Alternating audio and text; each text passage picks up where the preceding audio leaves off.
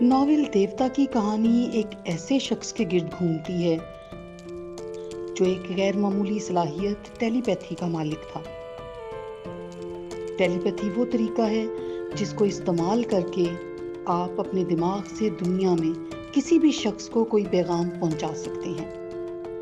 فرحاد علی Timur نے بچپن ہی میں ایک غیر معمولی علم سیکھ لیا جس سے اس وقت کی سوسائٹی آگاہ نہیں تھی۔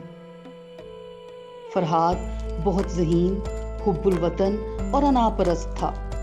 فرحاد اپنی صلاحیتوں کی وجہ سے ملکی اور بین الاقوامی سازشوں کو بے نقاب کرتا تھا۔